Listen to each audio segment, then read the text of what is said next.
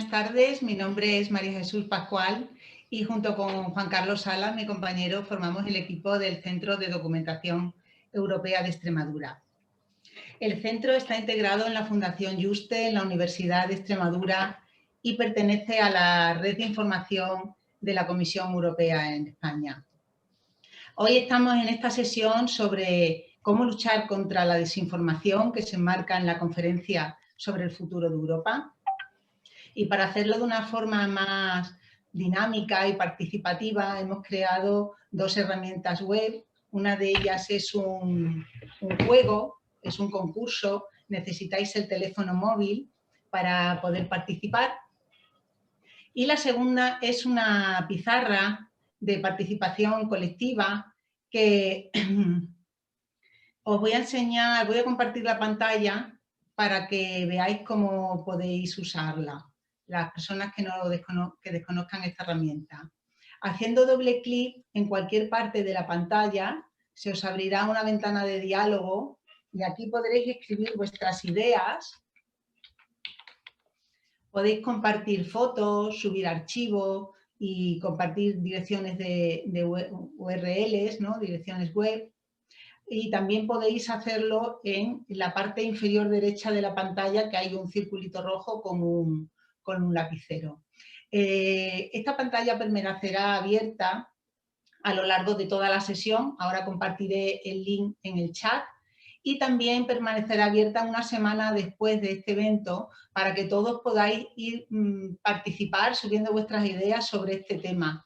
Luego las recogeremos todas y las subiremos a la plataforma de la conferencia sobre el futuro de Europa. Bueno, una vez dicho esto, os dejo con mi compañera Núria Verdillier. Ella es periodista de la Fundación Juste.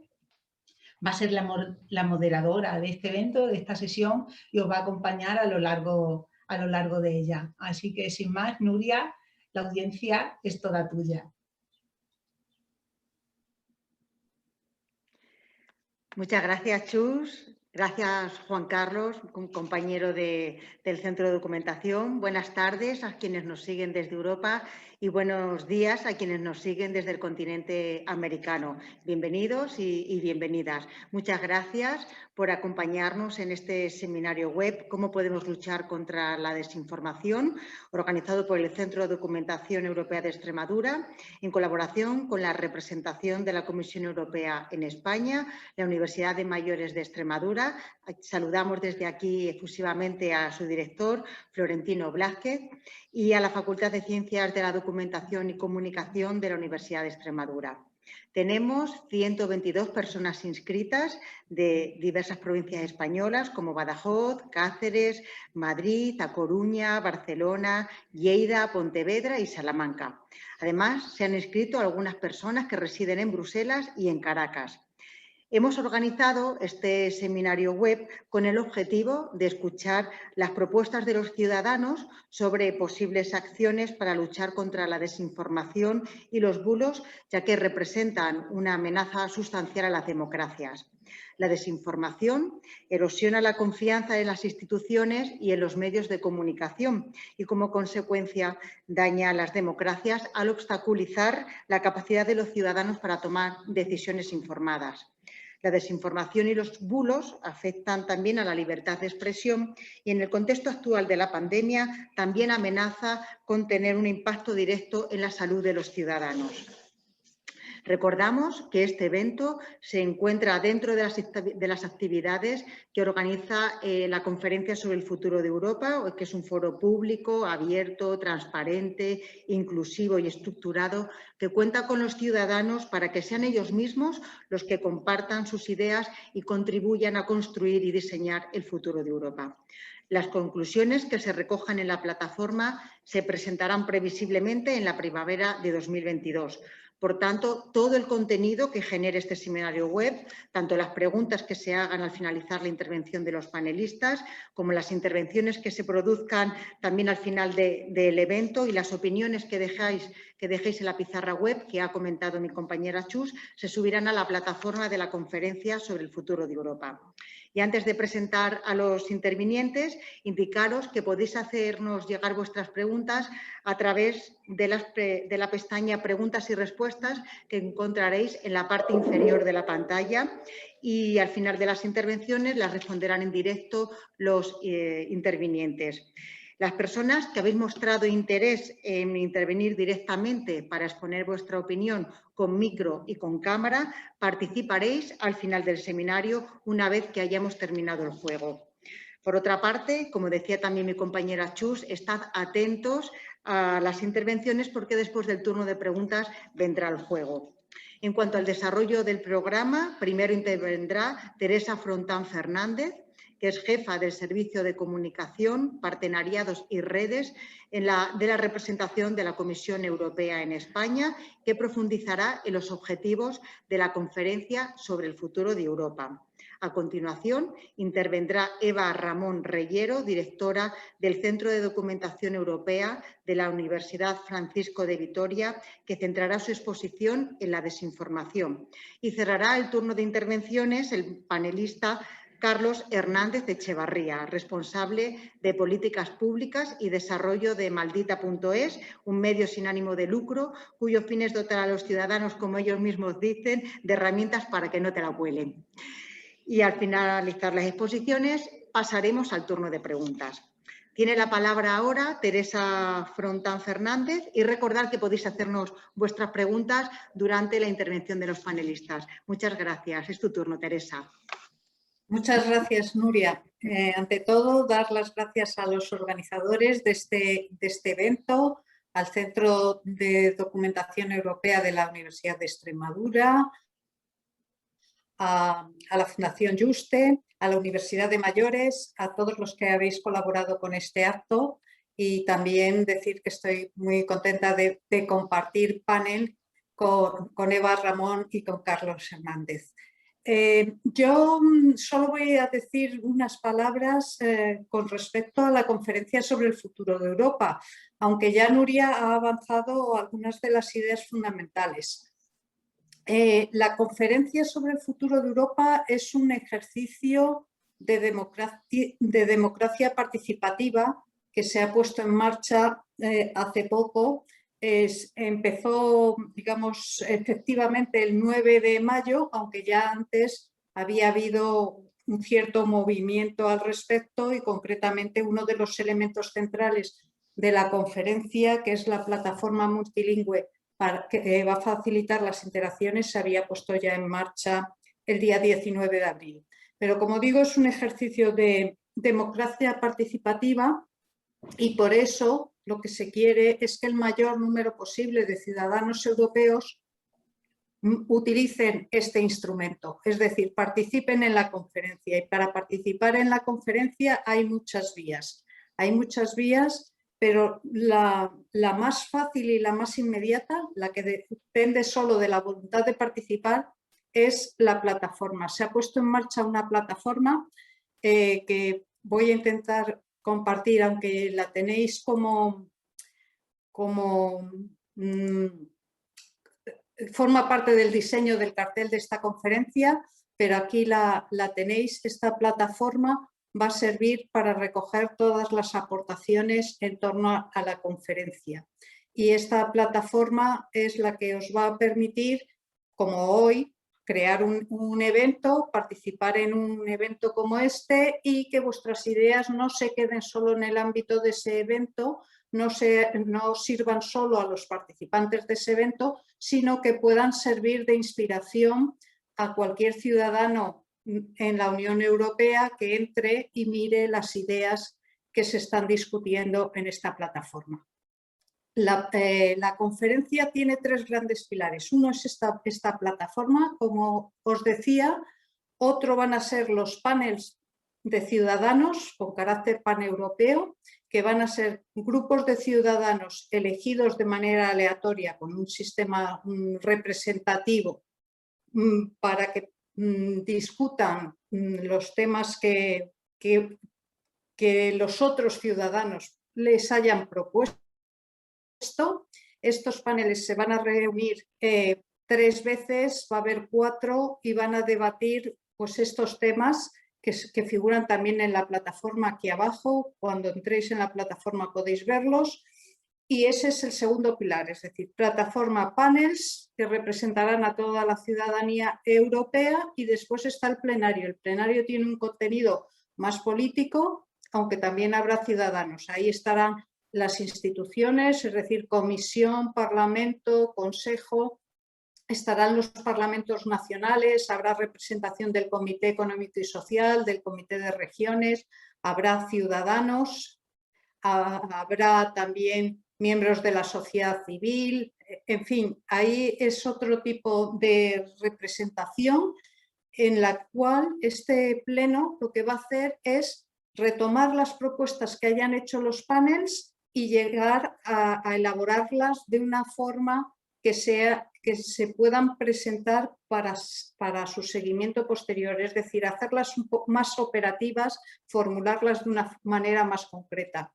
Es decir, para resumir, porque solo tengo 5 minutos, vosotros participando, por ejemplo, en eventos como este, podéis crear ideas, crear propuestas, que estas propuestas serán debatidas por otros ciudadanos, y si vuestras propuestas son de las que han tenido más éxito, más apoyo, han sido más debatidas, remontarán para pasar a los panels para que las discutan. Y los panels, con esa discusión, sus conclusiones al plenario, y del plenario se extraerán las conclusiones al final en la primavera del año que viene. Y esta conferencia, y esto es muy importante, no solo es un ejercicio de escucha, no solo se trata de que se escuche la voz de los ciudadanos, sino que las instituciones han adquirido el compromiso de dar un seguimiento a este input de los ciudadanos, es decir, las propuestas que se vayan discutiendo, que vayan siendo elaboradas, digamos, de una manera cada vez más fina y que pasen al informe final. Después las instituciones tendrán que hacer algo con ellas, dar respuesta a lo que los ciudadanos pedían. Así que este es un ejercicio muy importante. Vosotros hoy vais a abordar uno de los temas que está claramente incluido en esta conferencia, como es el tema de la desinformación, y vuestras conclusiones, como ya ha dicho Nuria, pues después van a formar parte de este debate paneuropeo a través de esta plataforma. Yo por mi parte nada más. Después si es útil para algo o si queréis hacer alguna pregunta, pues estaré encantada, porque me voy a quedar con vosotros todo el evento para ver a qué conclusiones o qué peticiones tenéis para la Unión Europea en este tema, que es tan importante, porque es muy difícil llegar a un equilibrio de luchar contra la desinformación, conservando los derechos que tenemos sin renunciar a ellos. Así que muchas gracias y buen desarrollo de la jornada. Muchas gracias, Teresa. Ahora es el turno de Eva Ramón Reyero para su intervención. La audiencia es toda tuya, Eva. Gracias. Voy a compartir pantalla para poder poner la presentación. Bueno, pues como ya me han presentado, pues voy a empezar directamente. Voy a hablar de desinformación. Desinformación en el ecosistema europeo, que es una palabra que está muy de moda ahora mismo en Europa. Y para ello vamos a retroceder un poquito hasta el año 2015, donde surgió el término, donde podemos encontrar el término de guerra híbrida. Hay un artículo del Instituto Español de Estudios Estratégicos dentro del Ministerio de Defensa que habla de este tipo de guerra como una nueva generación de conflictos, ¿no? Ya no son armas, ya no es una lucha como pues, se venía haciendo, digamos, tradicionalmente, sino que están en juego otras armas, como es la superioridad tecnológica o es el uso de los medios de comunicación. Y bueno, pues ellos dicen que hay siempre uno de los bandos que es superior tecnológicamente y que puede llegar a hacer bastante daño al adversario simplemente con la información, con el uso de la información que se hace. Incluso basándose en la idea que todos conocemos, que es que la percepción muchas veces nos cuenta más que la realidad.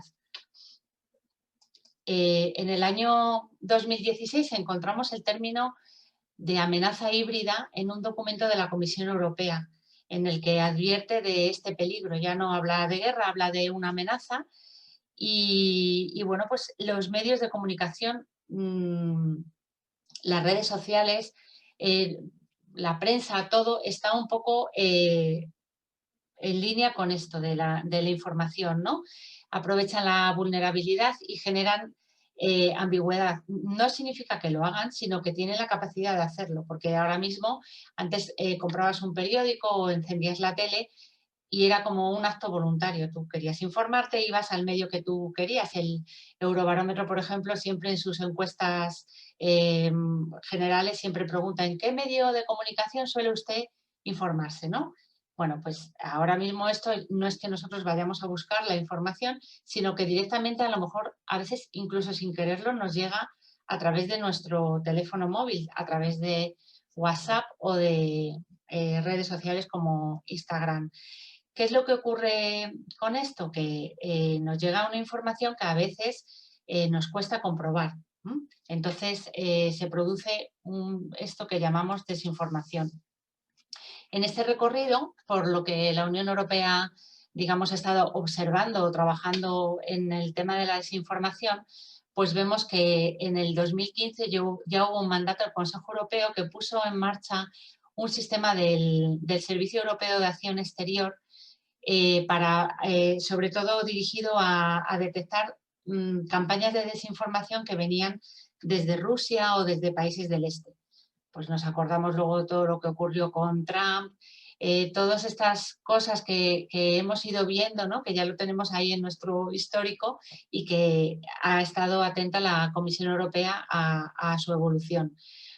Luego, en el 2016 se hizo una comunicación sobre este tema de las amenazas híbridas y en el 2018 la Comisión creó lo que se llama un código de buenas prácticas, que siempre les gusta utilizar este nombre como los mejores ejemplos o cómo se puede actuar para que algo mejore, ¿no?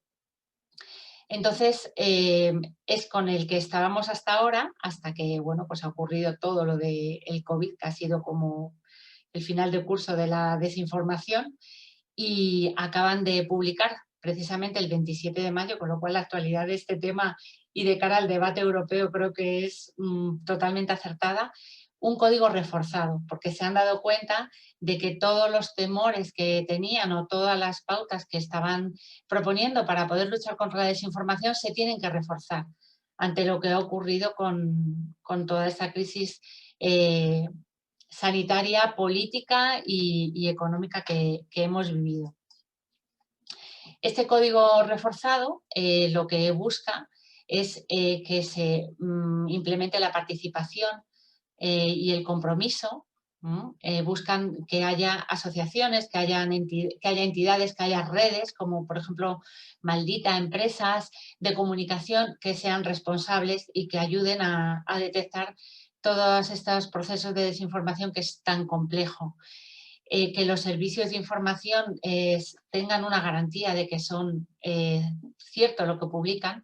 Nos encontramos muchas veces en las redes noticias que vienen con una cabecera como si fuera un periódico de una enorme tirada, con publicidad al lado, con opinión. Prácticamente la visión es totalmente como un periódico normal, pero realmente es un medio que se está utilizando como un instrumento para difundir esta desinformación. Y luego potenciar lo que se llama el fact-check, que sería simplemente que los medios de comunicación, cuando reciben una noticia de una agencia de comunicación, lo comprueben antes de publicarlo. O sea, que hagan un proceso de comprobación de que esa noticia es verdadera. Aquí también tenemos este término y tenemos el de fake news, que como estáis viendo no lo estoy utilizando porque la Comisión Europea y la Unión Europea prefiere utilizar el término de desinformación.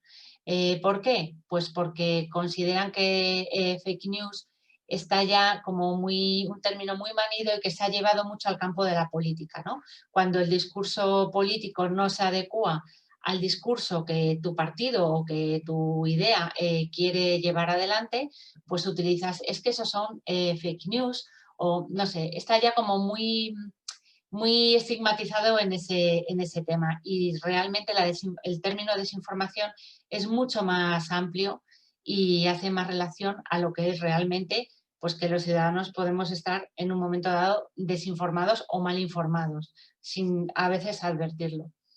De todos estos puntos que ha publicado en esta guía reforzada, a mí el que más me interesa es la mejora de la capacitación de la ciudadanía. Y digo esto porque, bueno, aparte de por nuestro trabajo como centros de documentación europea, pues el Eurobarómetro hubo uno que se ha publicado en diciembre de 2019, se realizó en 2018, y como vemos aquí en esta gráfica que he traído a la presentación, hay un nivel o un tanto por ciento bastante alto de recepción de noticias que creemos que son falsas o que son desinformación y que realmente recibimos en nuestros dispositivos móviles, como digo, a diario, ¿no? Y vemos que en España es mucho más, no sé si porque somos más confiados o porque consumimos más redes sociales, no lo sé, pero vemos que el tanto por ciento español es superior a la media europea. El mismo Eurobarómetro nos marca en qué medios es donde se debería, los ciudadanos piensan desde donde se debería combatir esta desinformación. Nos puede llamar aquí la atención el tanto por ciento de las redes sociales como responsables o que deberían de hacer algo, y cómo en España es menos el tanto por ciento que en la Unión Europea. Pero bueno, aquí podemos ver un poco qué es lo que piensa la ciudadanía sobre cómo combatir la desinformación. El Servicio Europeo de Acción Exterior, que al principio he comentado que inició un sistema de seguimiento de casos de desinformación, pero sobre todo dirigido a casos, digamos, de otros países que atacan la democracia de los países europeos, pues aquí tenemos los casos que ha desmantelado, entre comillas, y los temas, ¿no? También una pequeña información sobre esto. Y bueno, pues durante el COVID, como he dicho, esto se ha desatado. Todos hemos recibido muchos mensajes a lo largo de esos largos días que estábamos en casa, que ya no sabíamos a qué atender. Y aquí uno de los principales problemas, y que el código reforzado de la Comisión lo recoge, es el tema económico de la desinformación, el movimiento económico que va asociado a estas noticias, ¿no? Todas estas noticias suelen llevar una publicidad asociada, que son los que están pagando porque miles, millones de personas vean una noticia que es falsa, o que no es correcta, o que está exagerada, o que tiende a tocar la emoción del que lo lee para que pueda tener más repercusión, y que es un poco el principal problema ahora mismo de cara a cortar este tipo de fenómenos. Otro de los elementos que incluye el código es empoderar a la ciudadanía y a la comunidad investigadora. Y esto, por ejemplo, hay veces que los medios de comunicación se refieren a que cuando quieren contrastar, hacer este fact-check que decíamos, quieren contrastar datos, a ver si es cierto, pues por ejemplo, cualquier dato sanitario ahora mismo, ¿no? Con el tema del COVID, no encuentran acceso a estudios científicos, con lo cual toda la campaña que lleva también desde hace años y a través de los programas de investigación europeo de cómo hacer públicos los datos de investigación, pues está también enfocado a conseguir esto, ¿no? A que si yo veo, por ejemplo, un dato médico en una noticia que considero que puede ser falsa, tenga un fácil acceso a esos datos de investigación. No a lo mejor como ciudadano, pero a lo mejor sí como medio de comunicación para poder contrastarlo. Y también han planteado este plan de educación digital, que también a mí me interesa mucho, más que nada, porque los centros de documentación en las universidades lo que hacemos es trabajar lo que se llama la alfabetización mediática con los alumnos, enseñarles a encontrar información de la Unión Europea, enseñarles a distinguir las fuentes que son las correctas, que son las fuentes oficiales, y a capacitarles en competencias digitales. El currículum europeo, el currículum de Erasmus, perdón, de Europass, ya tiene una especie de carta con las 5 competencias digitales reconocidas por la Comisión, y una de ellas es la alfabetización informacional.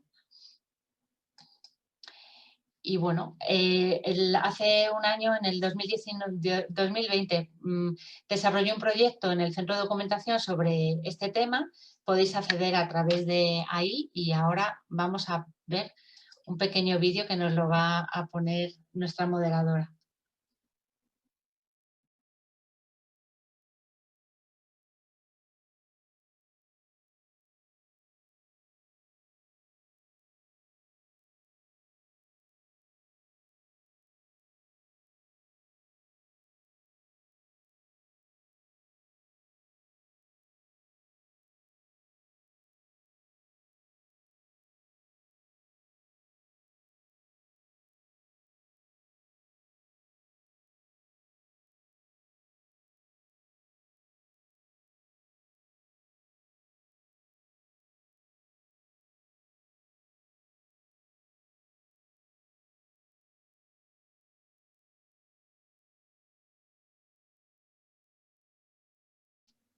Con este vídeo lo que hacemos es un llamamiento a la responsabilidad individual. Es decir, que no solo los medios de comunicación tienen esa responsabilidad, sino que cuando a ti te llega una noticia que consideras que es falsa, tienes también la capacidad de activar el click power y no pasársela a tus 200 amigos, que también la volverán a multiplicar entre otros 200 amigos.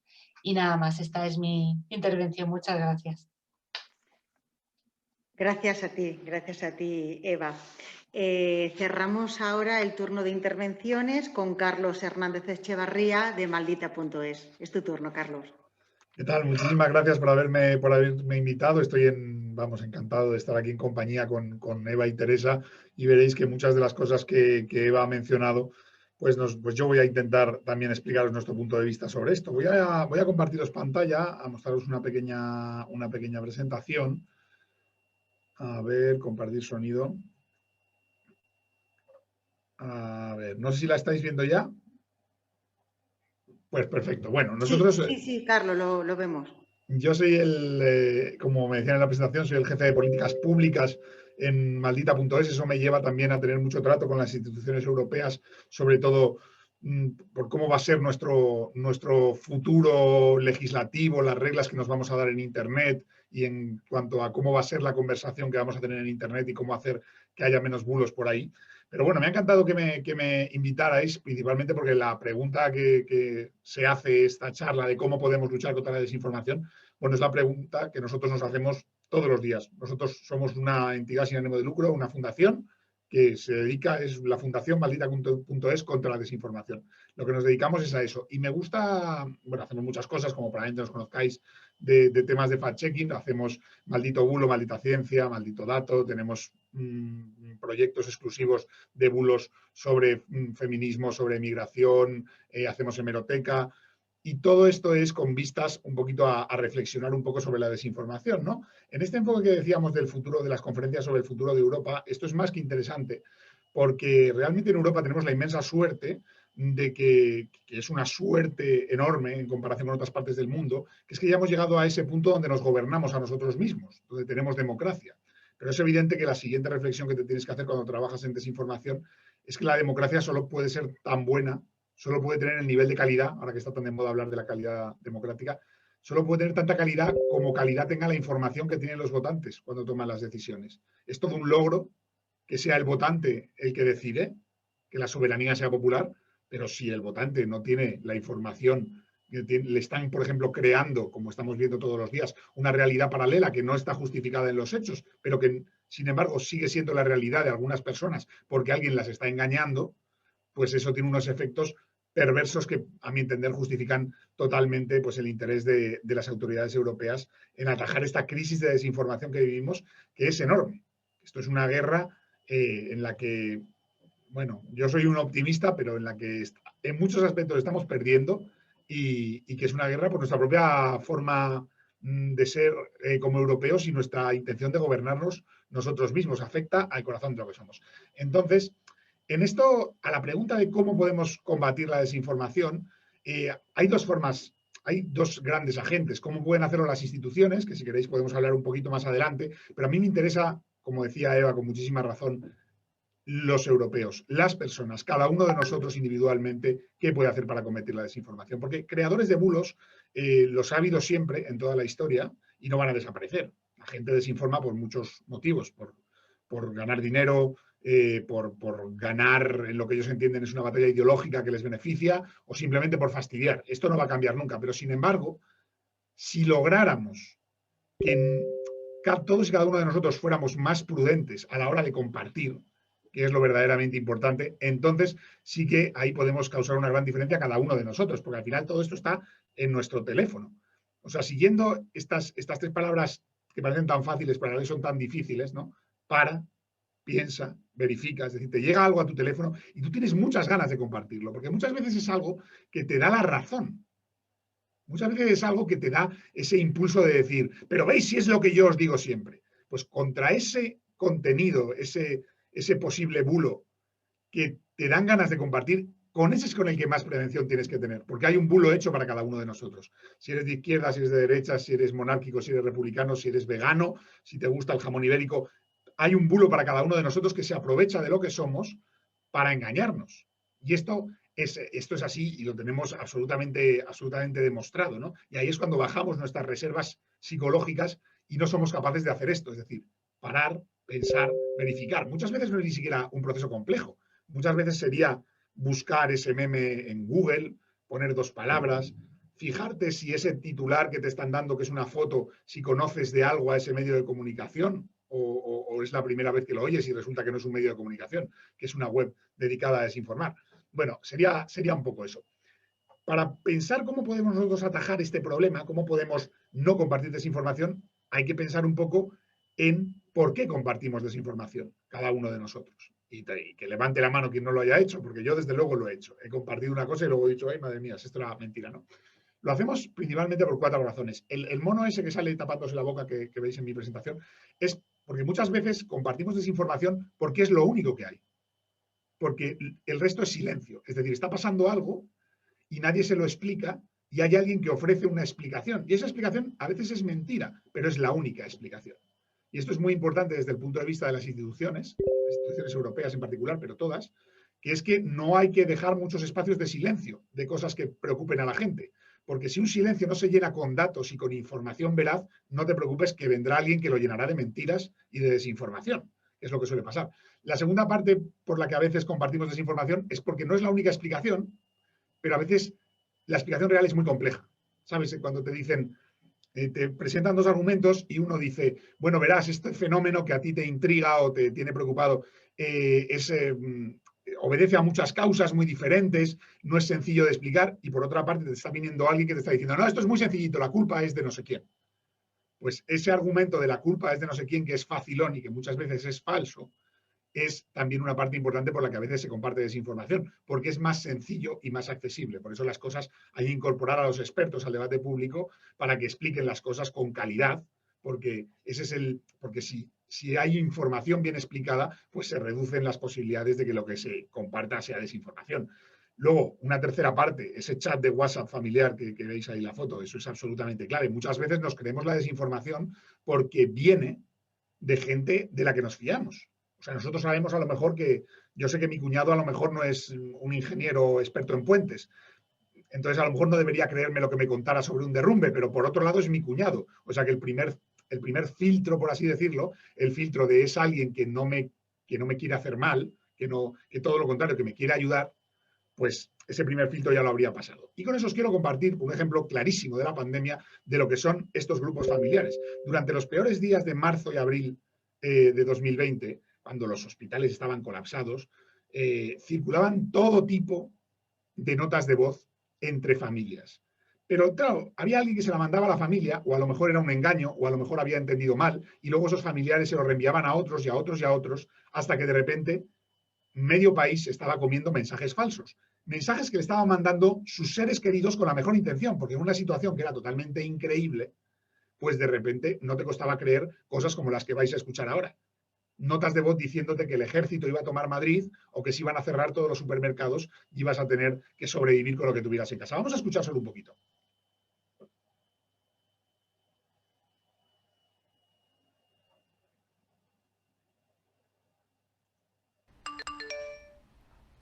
Buenos días, chicas. Buenos días, familia. Muy urgente que me escuchéis, ¿vale? Vamos a ver, os cuento rápido, ¿vale? Quiero contároslo porque además vosotros vivís por esa zona. Que mi amigo tiene contacto porque estuvo trabajando allí 15 años. Tiene un paciente que es médico de...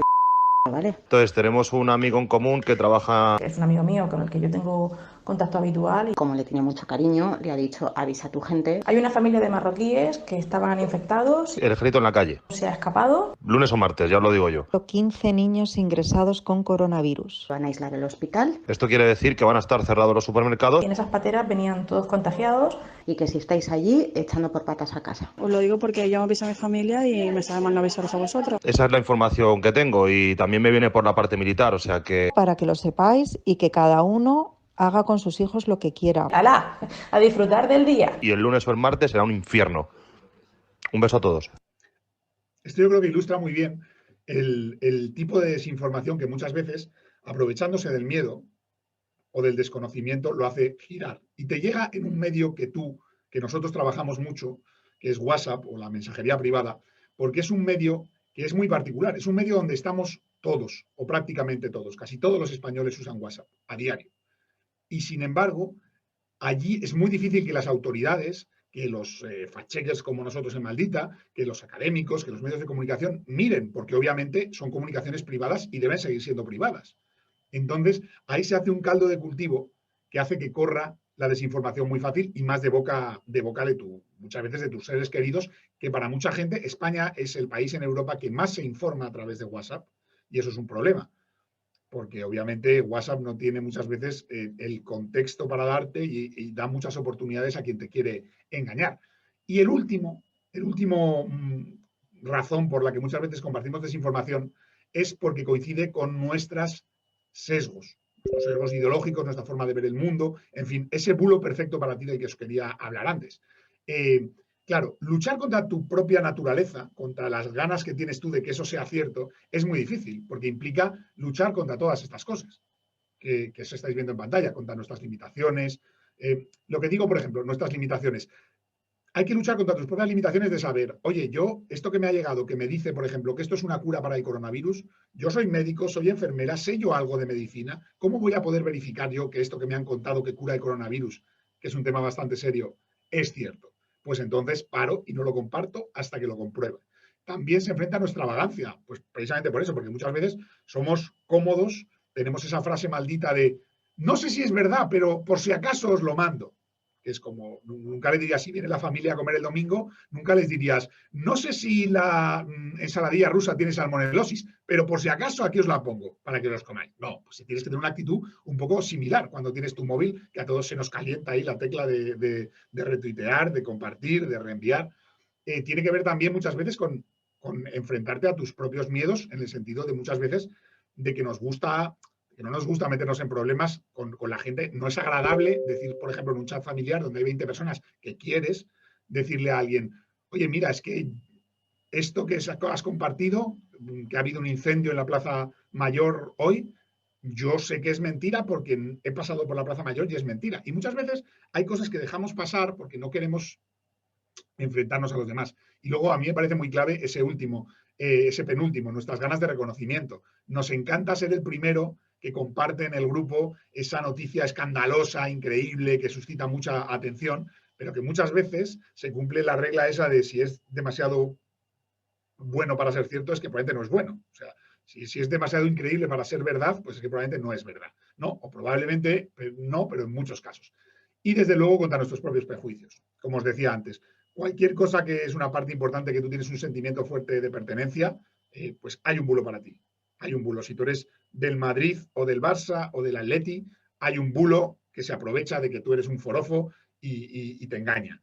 Y hay un bulo para veganos y hay un bulo para gente que piensa de una manera políticamente y gente que piensa de otra. Y eso es importante, estar prevenido para ser todavía más cauto cuando te llega contenido del que tú estás de acuerdo con él, porque verificar con lo que no estás de acuerdo casi que te sale solo.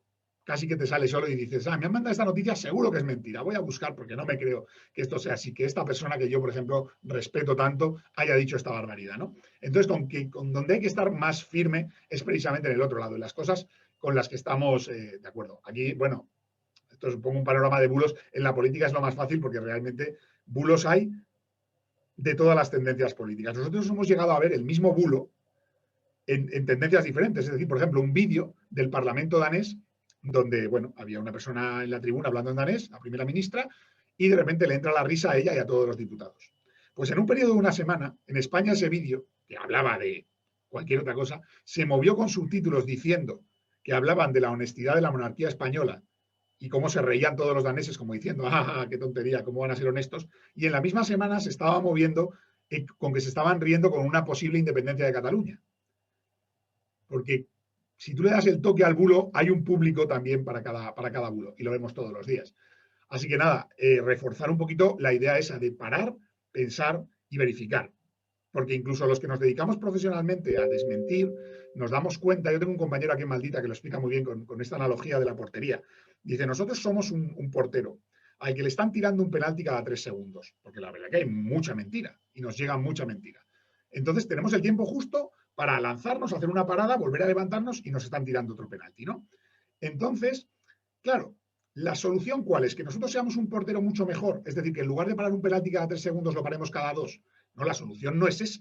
La solución es que esa portería gigante se vuelva muy pequeña, sea una portería de hockey, que nosotros seamos un portero gordo, con poco trabajo, porque ¿y cómo se hace la portería más pequeña?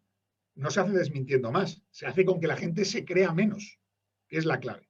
Por eso ahí hay un papel que pueden hacer las instituciones maravilloso, que es fomentar, como hablábamos ahora, alfabetización mediática y digital, hacer un esfuerzo desde que la gente es pequeña, pero también con la gente mayor, para decirle que todo lo que entra por tu WhatsApp, aunque te lo mande alguien de quien te fías, todo lo que te entra por tu WhatsApp no es cierto, ni mucho menos. Hay gran cantidad de mentiras y hay mucha gente intentando manipularte. Y si creamos esa cultura ciudadana, ya la mitad del camino está hecho de este tema que es tan importante. No me quiero ir, como estamos hablando del futuro de Europa, no me quiero ir tampoco sin hacer una anotación muy breve del papel de las instituciones, que es también clave. Yo creo que lo primero empieza por nosotros, pero obviamente las instituciones tienen mucho que decir. Tienen, por supuesto, que ayudar mediante programas de educación y alfabetización a hacer esa portería más pequeña, a que la gente sea menos crédula. Y en España tenemos un problema particularmente grande en esto, que requiere que haya atención de las instituciones. Tiene también, como institución, que dar información oficial y de calidad y responder rápido cuando le preguntan los periodistas, por lo que decíamos antes. Porque si la institución se queda callada, si no dice nada, si deja una inquietud ciudadana sin responder, alguien llegará que en ese hueco, en ese vacío, meterá mentiras. Donde no esté la información, habrá desinformación. Esto es una regla que siempre se produce. Y luego, por supuesto, hay un enfoque legal y normativo. Ahora mismo en Europa se está debatiendo qué futuro queremos tener para la conversación que tenemos en Internet en particular, que es un sitio que se ha convertido en grandes esferas privadas que son las plataformas, pero que tienen una influencia enorme en la vida pública.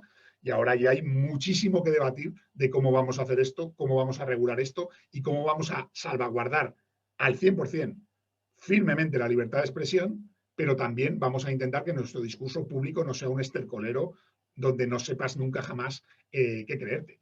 Entonces, nada más por mi parte. Allí tenéis mis datos de contacto. Si alguien tiene alguna pregunta, alguna reflexión, yo estoy encantadísimo de echaros una mano o de dar mi parecer. Y nada, de nuevo, muchísimas gracias por haberme invitado y por este coloquio tan interesante.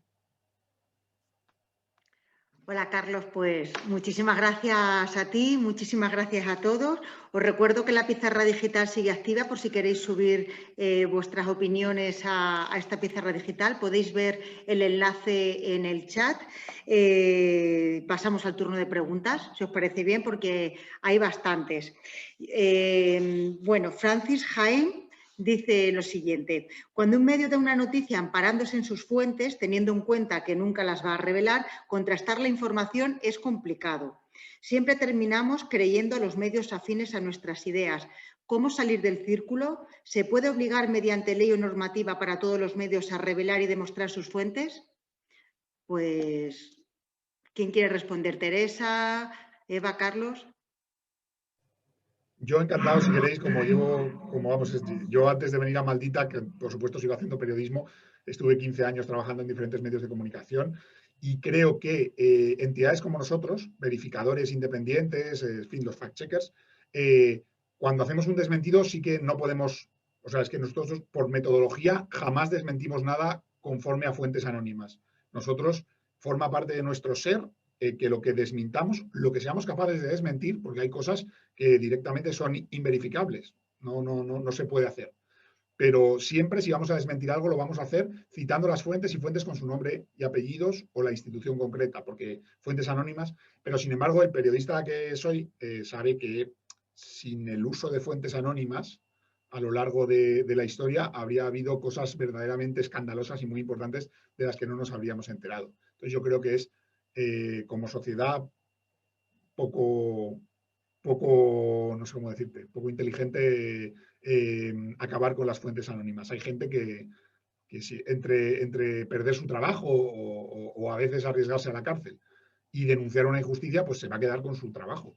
Y entonces creo que las fuentes anónimas tienen un papel que jugar. Son los medios los que tienen que ser responsables en su uso. Muy bien, gracias. Lola Lucio Carrasco pregunta, me gustaría saber qué responsabilidad tiene la ciudadanía en la difusión de las fake news. Bueno, para que Carlos descanse un poco. Con respecto a la anterior pregunta, yo creo que, de acuerdo con lo que dice Carlos, pero creo que la desinformación ahora mismo que recibimos o que más dañina puede ser, como los ejemplos que ha puesto él, no viene de fuentes anónimas, sino que viene de fuentes que están diciéndonos que dicen una cosa que no es verdad. O sea, el caso de una fuente anónima, que eso es lo que te permite una libertad de información o llegar al fondo de un caso, es correcto, pero realmente, por ejemplo, el ejemplo que ha puesto del Parlamento, creo que era danés, no es una fuente anónima, es una manipulación. O es dar estadísticas o es decir según Bruselas y quedarse ahí como si Bruselas fuera, no sé, desde el mar Mediterráneo hasta donde quieras llegar. Entonces, ese es el problema, el que a nosotros las noticias falsas que nos cuelan mejor son las que nos dicen que hay un dato de una institución o de un político o de una persona de prestigio que es falso. Entonces, para eso es para lo que se hace el fact-check y para eso es para lo que la comisión está pidiendo que todos los datos de investigación sean abiertos, ¿no? Lo que es la información abierta.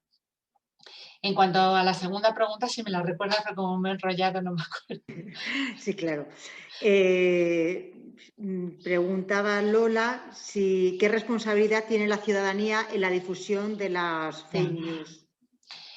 Yo creo, y creo que Carlos también lo ha dicho, bastante, porque nosotros dicen que una noticia falsa que llegue a una red social en 48 horas es muy difícil de desmentir, porque ya está en tanta gente que cuesta muchísimo trabajo buscar los datos para explicar qué es lo que tiene de falso, con lo cual una vez que ha circulado y tú ya te lo has creído y estás corriendo porque la Plaza Mayor de Madrid va a arder, ya no hay nada que hacer. Entonces tenemos muchísima responsabilidad.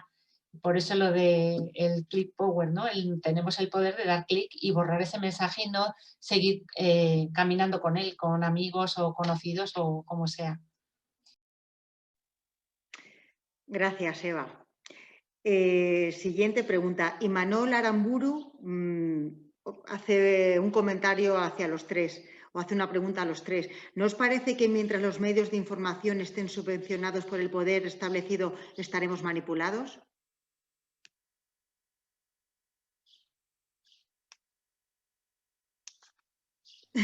No sé si os veo tímidos. No, yo en absoluto, no me importa nada responder y lo hago con mucho gusto.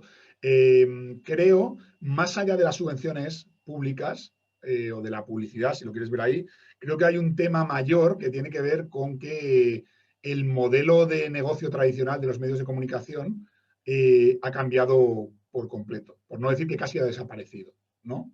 Entonces, esa pérdida de fortaleza económica puede afectar a tu independencia, sin duda. Seguro que hay intereses y seguro que hay medios que hacen determinadas cosas por determinadas situaciones, pero afecta ya de por sí a tu calidad. Más allá de una manipulación grosera, el hecho de que haya menos recursos, de que haya menos dinero, de que estemos buscando constantemente un medio de financiación que para muchos medios ha cambiado completamente con la caída de la publicidad, eso afecta a que el trabajo que antes hacían 5, ahora lo haga 1. Que la persona que antes tenía tiempo para hacer 6 llamadas, ahora a lo mejor solo puede hacer 2. O sea, tiene una relación absolutamente directa en la calidad que a mí me preocupa muchísimo. En cuanto a las subvenciones públicas precisas, pues no lo sé. Creo que los medios, a mí me vivo más tranquilo en la idea de la pluralidad. O sea, creo que hay muchos medios con diferentes líneas editoriales buscando hacer diferentes cosas. Lo que me gustaría es que todos y cada uno de los medios defendieran sus líneas editoriales, por supuesto, sin necesidad de mentir. Jamás mintiendo, porque yo tengo la sensación de que hay otro mantra que se ha instalado mucho en la sociedad, que es la gente se cree lo que se quiere creer. Abre el periódico que se quiere leer para leer lo que quiere leer y le da igual que le mientan. Y yo creo que eso es falso. Yo creo que hay gente que le da igual que le mientan, que lo entiende como un ejercicio de combate, pero que son los menos. Que incluso la gente que decide que tiene una ideología muy fuerte, muchos de ellos consideran que no tienen ninguna necesidad de que les vendan mercancía averiada, de que les engañen con mentiras, que son capaces de defender sus creencias perfectamente sin que nadie les cuente hechos que no han pasado o les manipule. Entonces, en ese sentido, pues lo que me parece, esa es la pluralidad que me parece verdaderamente importante. Sí, yo quería añadir también, estoy totalmente de acuerdo con Carlos, quería añadir también que de todas formas no todo apoyo económico hay que verlo de manera negativa, en el sentido de que efectivamente unos periodistas que dediquen tiempo a sus artículos, a investigar las fuentes, a investigar la realidad de los hechos, eso cuesta dinero y estamos ahora entrando en una dinámica que podemos pues obtener información por WhatsApp y para qué nos vamos a comprar el periódico. Entonces también ahí entra otro tipo de debate de cómo se tienen que financiar los medios de comunicación, cómo se pueden financiar precisamente para ser más plurales y no estar sometidos pues, a determinados condicionantes. Entonces también nosotros ahí tenemos un papel. Si preferimos todo gratis, pues a lo mejor lo que obtenemos es de peor calidad. Hay que buscar un equilibrio que nos permita sobrevivir con buena información, pero con unos medios pues razonablemente potentes. Si me permitís solo apuntar una cosilla muy breve a lo que ha dicho Teresa, súper importante sobre el tema de si lo queremos todo gratis, los modelos de suscripción. Hay una cosa súper importante ahí, a mi modo de ver, que es que la desinformación, el bulo, siempre va a ser gratuito, porque la persona que mueve el bulo lo que quiere es moverlo. Entonces, yo estoy suscrito a muchos medios de comunicación, considero que es importante apoyar su trabajo, pero es un tema que también me preocupa. Que la desinformación, que la información de calidad se convierta en un nicho solo para gente que pueda permitírselo ¿sabes? O que se olvide de una parte grande de la población cuando la mentira sigue circulando gratis. Y eso es un tema que tenemos que abordar como sociedad en un sector crítico, pues desde las instituciones también, de oye, hay muchos sitios donde queremos soberanía propia en sectores que consideramos estratégicos y hay que plantearse si los medios de comunicación no han de serlo también.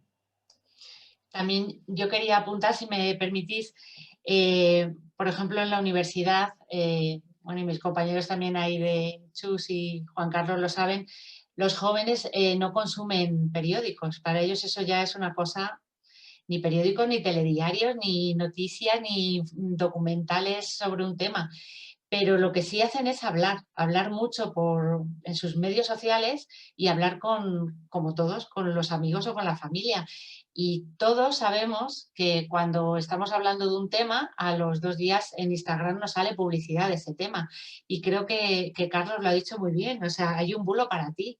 Entonces, si yo ahora mismo hablo con vosotros de una marca de champú y dentro de 3 días voy a tener una publicidad, ¿por qué no voy a pensar que también voy a recibir una noticia que responda a un miedo que yo puedo transmitir ahora mismo en mi familia o con mis amigos de, uy, estoy preocupada por esto, por lo otro, ¿no? Y que me va a salir esa noticia porque ya la están fabricando, o sea, ya saben lo que vamos a temer. Y por eso tenemos que ahondar de nuevo en la responsabilidad de cada uno, de comprobar lo que estamos recibiendo y sobre todo de tomar la decisión de si lo pasamos o no lo pasamos. O sea, si lo seguimos circulando o no lo seguimos circulando por redes. Y solo, sé que digo todo el rato, solo una pequeña cosa, pero es que Es que Eva hay y un Teresa montón de constantemente preguntas. me recuerdan cosas que es súper interesante. Las instituciones, el periodismo de calidad, todo el mundo no tiene, yo creo, que temer a huir de su medio natural y a explorar nuevas cosas. O sea, nosotros, por ejemplo, yo que tengo 37 años, que tampoco soy jovencísimo, estamos haciendo TikTok, la red social de los bailes, explicando cosas de ciencia y de divulgación para que la gente no se crea falsas curas contra el coronavirus o cosas sobre enfermedades de transmisión sexual que encontramos un público muy bueno ahí para hacer divulgación. Estamos en Twitch, que es la plataforma de streaming de videojuegos, porque es ahí donde esa gente que, como bien dice Eva, ya no pone televisión española para ver el telediario a una hora concreta, eso ya no existe para su experiencia. Hay que buscar también a esa gente donde esté. Y ya me callo. Bueno, hay un montón de preguntas que podréis verlas también vosotros, por si queréis también ir respondiendo un poquito a medida que cuando podáis o encontráis un hueco, porque hay muchísimas. Antonio de la Torre pregunta, ¿hay alguna iniciativa a escala europea, nacional o local que involucre al sistema educativo para que desde las primeras etapas formativas los ciudadanos puedan estar preparados para afrontar la desinformación? No sé si tenéis conocimiento de algún proyecto, alguna iniciativa que se esté poniendo en marcha. Yo sé que, por ejemplo, la oficina del Parlamento Europeo, ¿no, Teresa? Desde hace muchos años está formando a periodistas ya profesionales sobre cómo funciona la Unión Europea. Por ejemplo, nuestro trabajo como centro de documentación, que es explicar en las universidades el contexto europeo, cómo funcionan las instituciones, porque claro, vienen y te dicen, no, es que el programa tal, yo quiero Erasmus, lo que habla todo el mundo, pero tienes que saber cómo funciona, de dónde viene, cuándo se va a publicar. O sea, hay toda una cosa detrás que es lo que te va a permitir comprenderlo, ¿no? Y ahora, por ejemplo, la comisión hace un mes, que creo que acaba ahora a final de junio, ha lanzado una convocatoria para que las universidades que tengan grados de periodismo puedan tener una financiación para poder incluir como estudios de periodismo europeo o de conocimiento de la Unión Europea. Entonces, en el ámbito de la Unión Europea, yo creo que sí están, bueno, ya lo hemos visto en la presentación con las guías, ¿no?, que están haciendo de buenas prácticas, sí están concienciados porque sí son conscientes de que esto puede destruir una democracia. Tienen también mecanismos de detectar cualquier extremismo en la red, o sea, porque son cosas que ponen en peligro la democracia y las instituciones, sean del color que sean. Entonces, dentro de lo que son estudios universitarios, sí, la Unión Europea yo creo que sí se está preocupando en esa profesión, ¿no? O sea, el que un periodista sepa de qué está hablando, que es algo súper lógico, ¿no? Un periodista de deporte, si va a cubrir un partido de fútbol, tiene que entender algo de fútbol. En cambio, en política parece que eso no es tan obvio, ¿no? Entonces, a veces vemos noticias que decimos, pues esto no se ha aprendido la lección, no sabe de qué está hablando y ya informa mal y ya no va a fuentes buenas y entonces ya se va creando pues la bola. Yo quería preguntaros también, hace poco hemos visto una buena noticia y era que Facebook iba a ocultar las publicaciones de quienes comparten fake news de forma habitual. ¿Creéis que el resto de redes sociales también van a ir en esta línea? ¿Tenéis noticias en este sentido? Uy, disculpa que justo se me ha ido el sonido en esa última frase y la pregunta justo no la he cogido. Facebook va a ocultar las publicaciones de quienes compartan fake news de forma habitual. Y quería preguntaros si tenéis conocimiento, si sabéis si el resto de redes sociales también va en esta línea. Si sabéis algo, tenéis noticias. Este es un tema que da como para quedarte unas cuantas horas.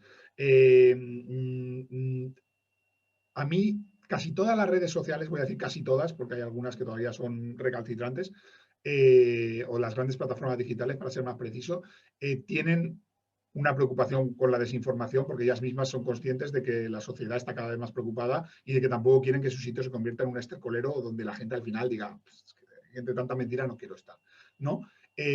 Casi todas están probando cosas. A mí me parece que ahí hay un cierto riesgo de que sea la propia plataforma, o si me apuras, o peor todavía, una institución pública, quien tenga que entrar a decidir qué es verdad y qué es mentira. Yo creo que creo que las plataformas deberían dejarlo en manos, no porque nosotros seamos, pero bueno, de verificadores independientes, de expertos en materia científica o tal, y no tomar esas decisiones muchas veces por sí mismos, y ya de paso dejarnos muy claro y contarnos cuando toman una decisión, como por ejemplo ocultar las publicaciones de la gente que comparte desinformación. Bueno, ¿quién ha dicho que eso sea desinformación? ¿Cuántas veces tiene que compartirlo? O sea, que nos aclaren un poco sus procedimientos, porque yo creo que eso crearía confianza en sistemas de moderación que son muy necesarios, pero que si son opacos, llaman y dan pie a que mucha gente las acuse de censura. Entonces yo creo que es muy importante que ahí las plataformas sean mucho más transparentes. Dicho lo cual, pues Facebook, que se lleva muchos palos porque es la más grande, considero que oye, pues está intentando hacer cosas, está trabajando con verificadores independientes y con expertos y está intentando hacer cosas, que ya, oye, pues ya es más de lo que hacen otras.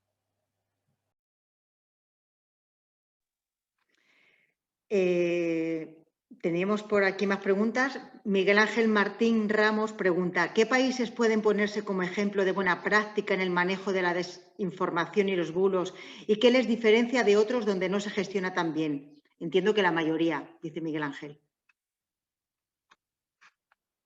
Teresa, Eva, Carlos, no sé si tenéis constancia. Creo que dentro de lo que es la Unión Europea, los países que por norma son más transparentes en todos sus procesos son los que, es lo que ha dicho Carlos también antes, ¿no? Cuanto más información hay sobre los procesos políticos o sobre, pues no sé, tenemos que pensar en los del norte, ¿no, Teresa?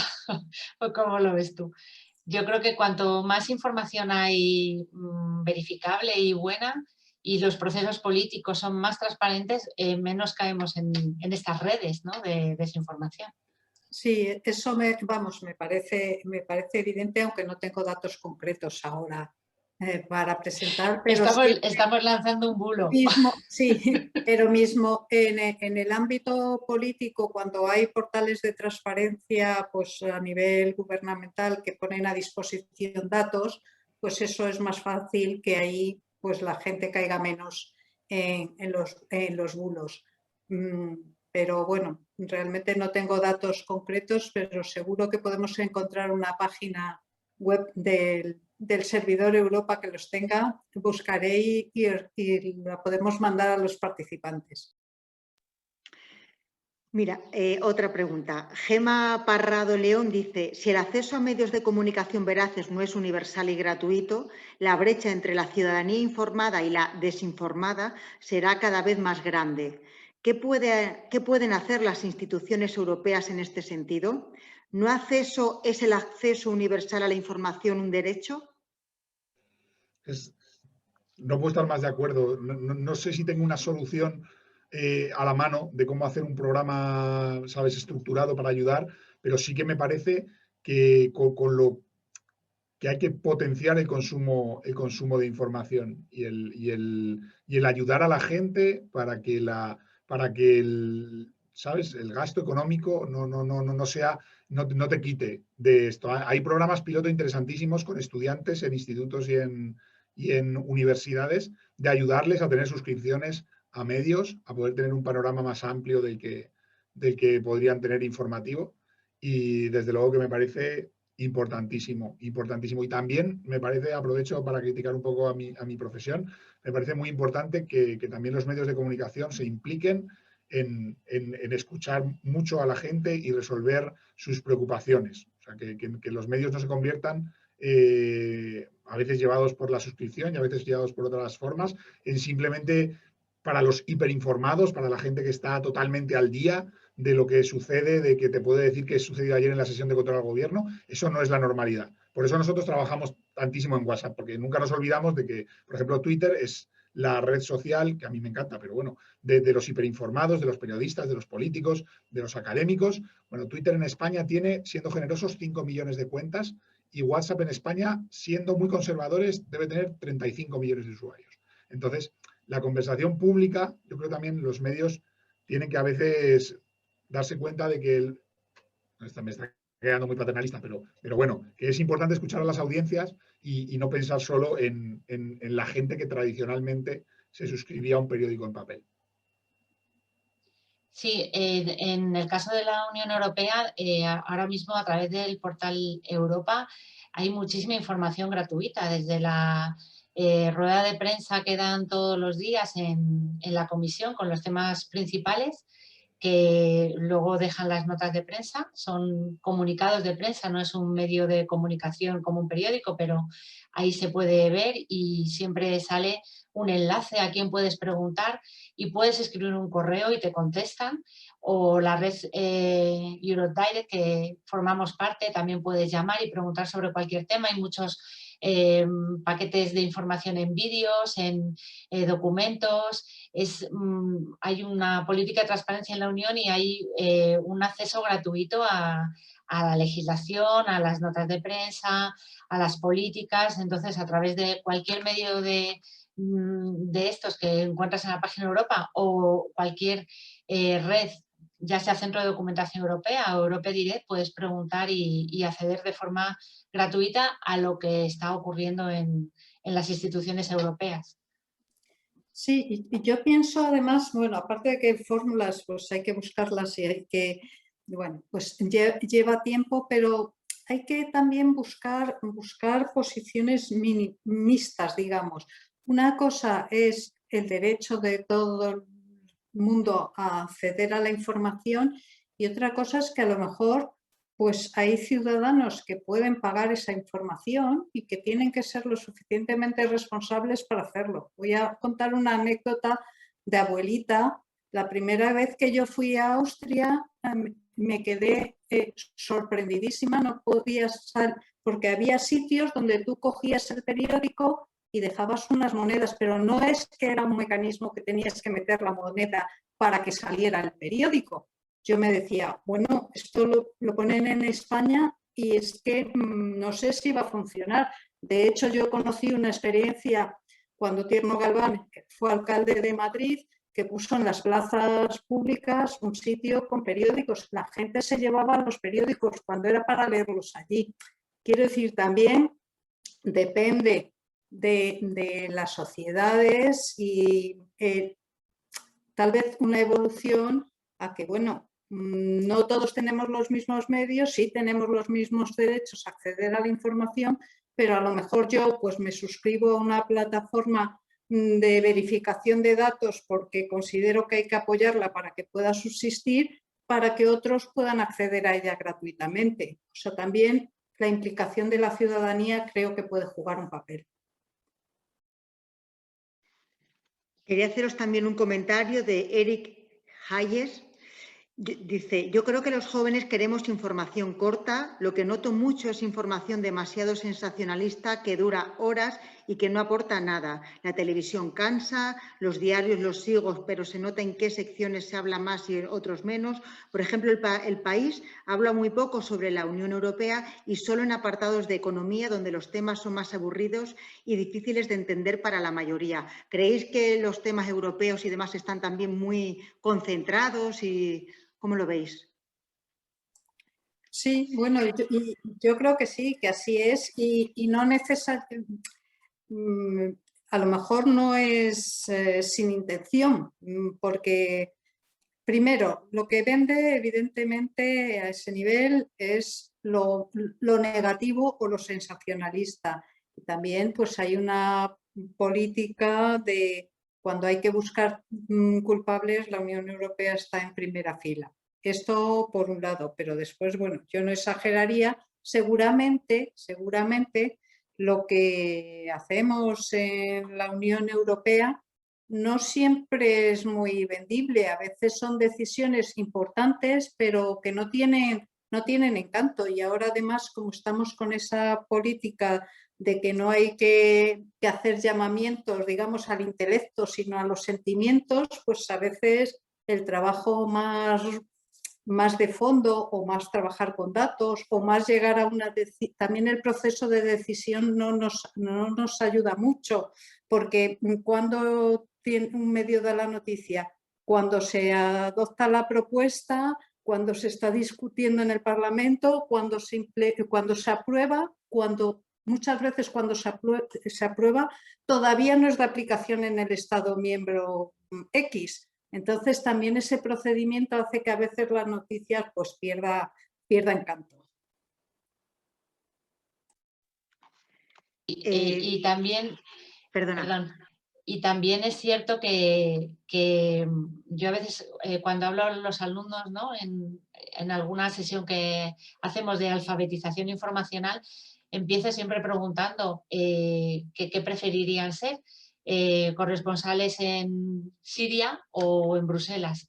Porque es que hay momentos en los que hablas con alumnos de periodismo, les preguntas cualquier tema internacional fuera de Unión Europea y te lo saben al dedillo. O sea, saben lo que ha pasado, quién es quién, tal. Y en cambio preguntas algo sobre Unión Europea y no saben ni siquiera en qué cosas tiene competencias la Unión. Y esto es un tema de educación, de que desde que están en bachillerato o en la ESO o desde los primeros años de universidad no tienen una educación sobre lo que es la Unión Europea. Entonces no comprenden las instituciones, no comprenden cómo funcionan, no comprenden lo que tardan las cosas, entonces lo ven como pues, un crucero que pasa muy despacio y no se mueve, parece que no se mueve, pero que dentro tiene mucha vida y ocurren muchas cosas. Y realmente desde el Centro de Documentación Europea sí vemos los alumnos cuando vienen a preguntarte porque están haciendo un trabajo o se ha tratado un tema en clase o sus trabajos fin de grado, eligen muchísimos temas diferentes y tienen muchísimo interés en muchos temas europeos. Por ejemplo, ahora todo lo del Pacto Verde, que además Teresa lo ha mostrado en el debate, les interesa muchísimo el tema del medio ambiente. Entonces, no sé, o sea, yo hace unos años ibas al aula y estaba todo el mundo con la botellita de plástico. Este año he ido a dar unas clases y es que está ya todo el mundo con su botella reciclable, ¿no?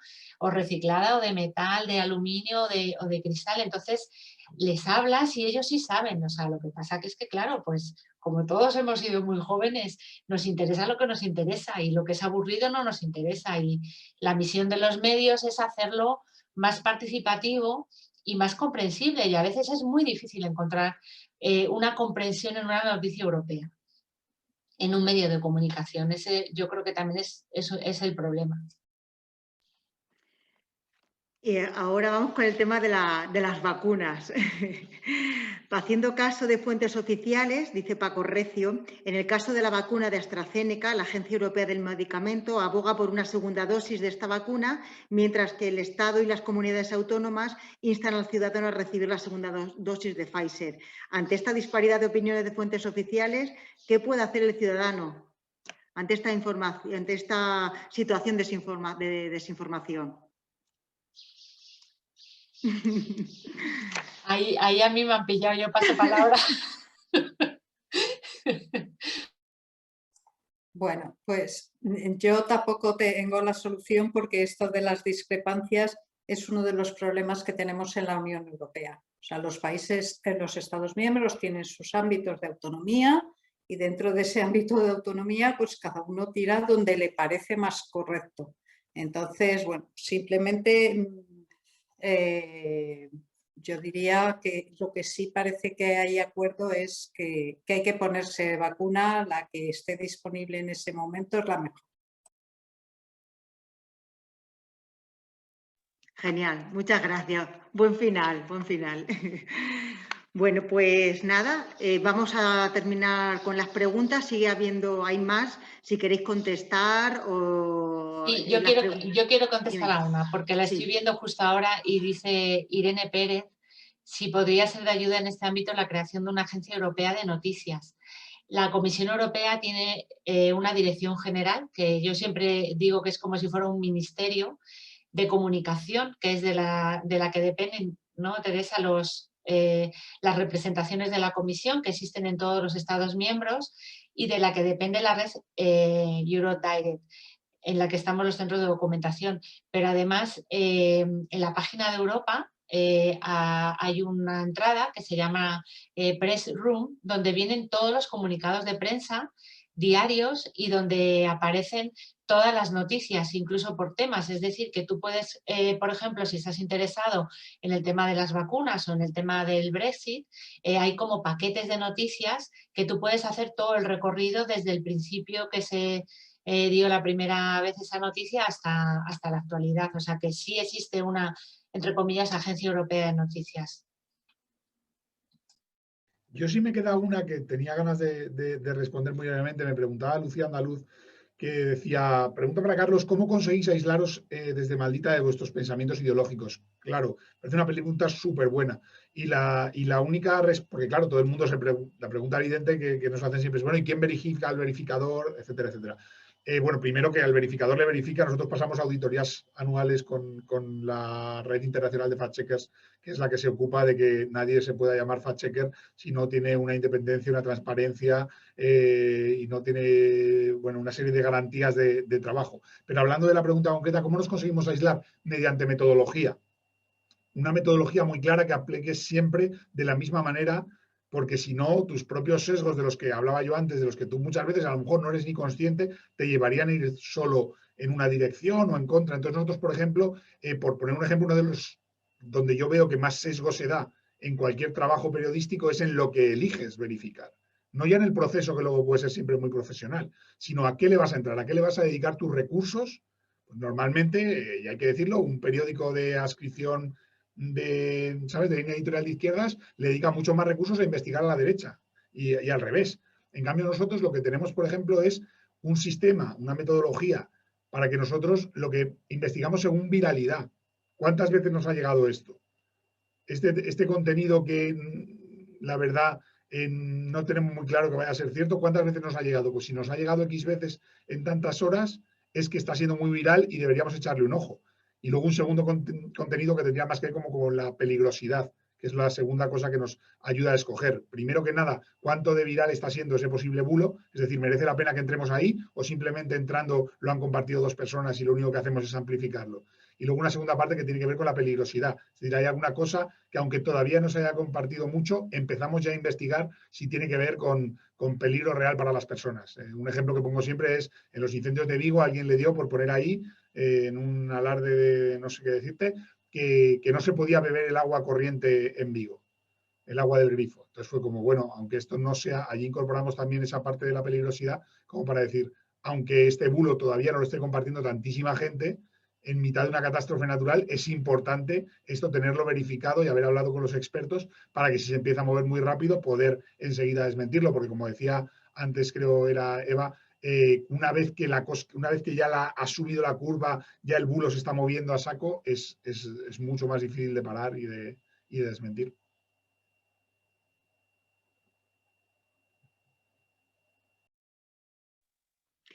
Y siguen llegando, así que vamos, tenemos el tiempo limitado. Gracias a todos por vuestras preguntas, insisto, están aquí si queréis contestar a los panelistas. ¿Qué más os puedo decir? Vale, pasamos a la parte expositiva. Bueno, hemos terminado esto, vamos a jugar ahora. ¿Vale? Vamos a jugar. Recordad que tenéis que tener el teléfono móvil. Ya veréis cómo este juego resulta muy sencillo. Pido a mi compañero Juan Carlos que comparta su pantalla para que podamos ir al juego y espero que podáis responder el mayor número de respuestas, porque todas las han explicado nuestros panelistas, todas las preguntas están respondidas. Vale, esta es la página web donde podéis entrar, www.menti.com. Si entráis por ahí tenéis que introducir este código Y si podéis también pulsar la cámara, clicar en la cámara y podéis escanear el QR, o también algunos tendréis este programa para escanearlo y pasamos al juego. Cuando entréis tendréis que poner vuestro nombre y tendréis un avatar. Se os dará un avatar. Entonces el juego consta de 5 preguntas y quien responda más rápido y bien, obviamente, pues será el ganador. Así que empezamos, si os parece bien. Vale. Bueno, vamos a dar un poquito más de tiempo, que siguen llegando avatares.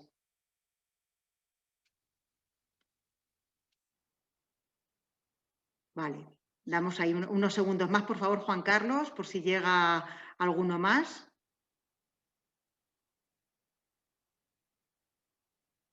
¿Vale? Bueno, pues iniciamos el juego. Vamos con la primera pregunta. La Conferencia sobre el Futuro de Europa es una iniciativa de... Aquí tienes 3 respuestas. La Comisión, el Parlamento y el Consejo, el Defensor del Pueblo Europeo, el Banco Central Europeo. Quedan 3 segundos.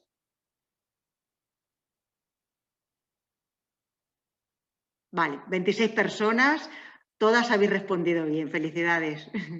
Segunda pregunta.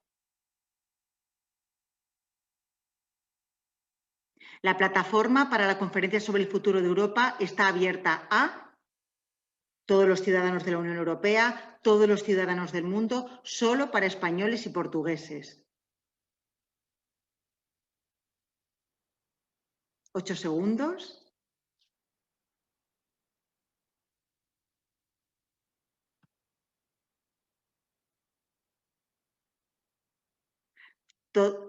Vale. Todos los ciudadanos de la Unión Europea. 23 respuestas acertadas. Vamos a la siguiente pregunta.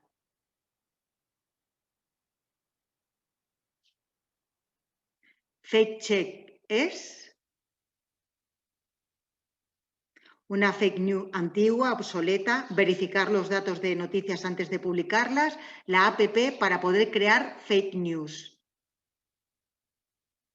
Nos quedan 3 segundos. Verificar los datos de noticias antes de publicarlas. Se ha colado el fake en vez del fact y por eso yo creo que algunos se ha despistado. Era fact check y no fake check. En la Unión Europea la información falsa para el beneficio económico de engaño se denomina fake news, información falsa, desinformación.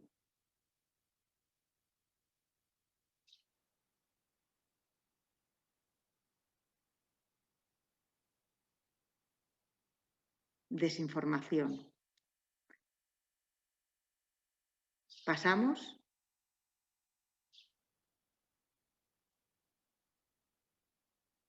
La alfabetización mediática e informacional permite leer mensajes de WhatsApp más rápido, adquirir una capacidad crítica ante la información, mejorar en la lectura y traducción de otros idiomas. 3 segundos.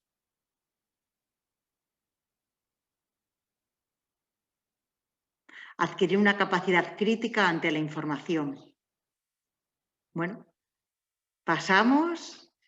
Vamos a ver los resultados.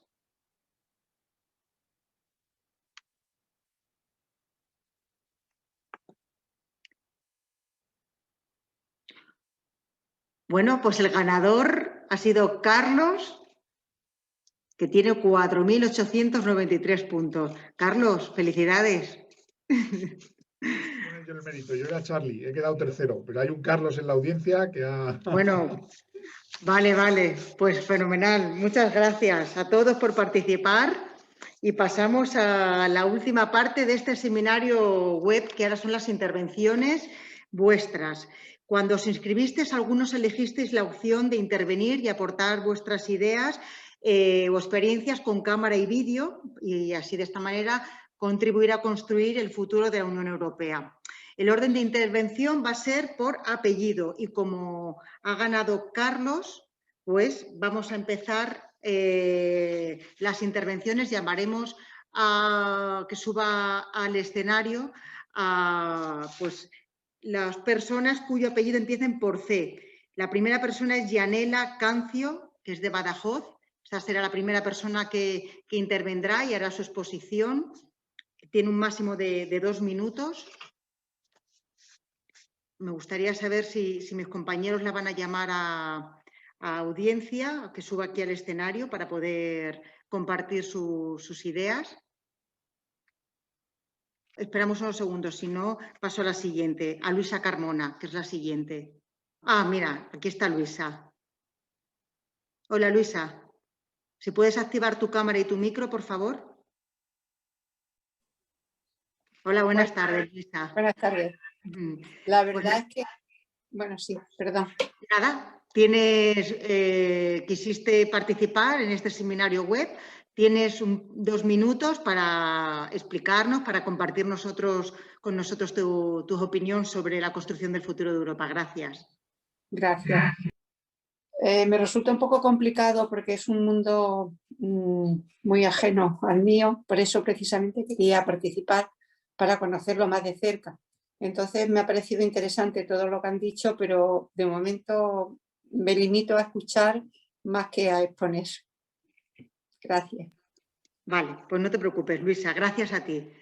Si os parece, podemos compartir para cerrar la sesión la pizarra, que si hay varias colaboraciones, y entonces vamos a ver aquí, compartir pantalla, vale.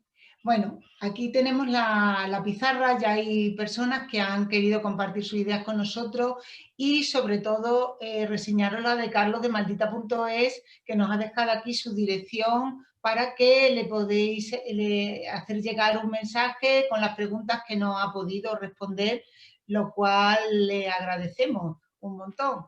También, en la medida de nuestras posibilidades, pues intentaremos responder todas las preguntas que han quedado pendientes.